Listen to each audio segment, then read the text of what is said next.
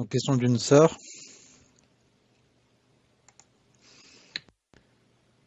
Salam alaikum cher. Peut-on changer notre destin par les doigts? Malgré que je sais que dans la aqidah tout est déjà écrit par Allah barakallahu fikum. Tfadal cher. Naam bi'idhnillahi ta'ala. On peut changer le destin par la doua. D'ailleurs, naam, est-ce que vous m'entendez? Naam.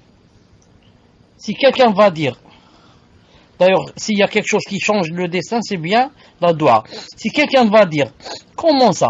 Allah Ta'ala, 50 000 ans avant de créer les cieux et la terre, a écrit sur la tablette préservée, Louh al-Mahfouz, qu'il va arriver telle et telle chose, et moi maintenant, je vais faire doua, je vais changer ce qu'il y a dans la tablette préservée. On va dire, la réponse, c'est que Allah subhanahu wa ta'ala a su de toi que tu allais faire des douas pour telle et telle chose. Alors il a écrit dans la tablette préservée que je vais donner telle et telle chose à cette personne à cause de la doua qu'elle a faite.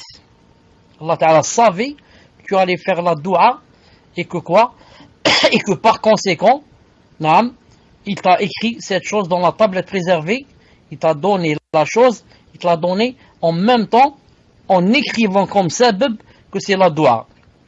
Donc toi maintenant, si tu fais pas de doua, il est possible quoi? Parce que toi tu ne sais pas ce qu'il y avait dans la tablette préservée. Si on pouvait savoir ce qu'il y a dans la tablette préservée, je sais par exemple que, c'est un exemple, je sais donc que dans 3 mois je vais acheter une maison. J'ai lu ça dans la tablette préservée. Donc j'ai pas besoin de doua. J'ai lu ça, donc ça doit arriver. Mais moi, je ne sais pas que c'est écrit. C'est pour ça que c'est demandé pour moi que je fasse des doigts.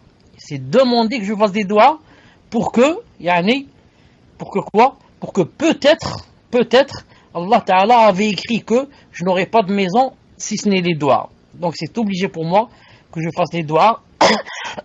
Et dans ce sens-là, ça change.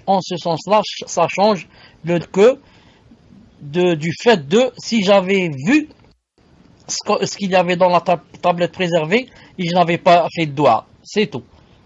Parce que si tu n'avais pas fait de doua, ça veut dire que Allah Ta'ala n'aurait pas donné cette chose. Il l'a donné parce qu'il a su que tu allais faire des doigts. En ce sens que si tu n'avais pas fait ces doigts, Allah Ta'ala ne t'aurait pas écrit cette chose. Voilà, Inch'Allah Ta'ala, ce que veut dire Al-Sunnah au Jama'a. Mes chers, la sœur qui a posé la question sur les mérites de la Umrah qui est faite hors Ramadan demande si vous pouviez répéter les mérites car elle n'avait pas de son au moment de la réponse. Tfadal cher.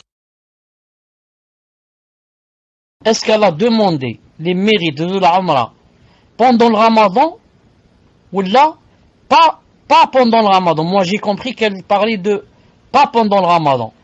Confirme-moi, barakallahu fi, confirme-moi et je te réponds.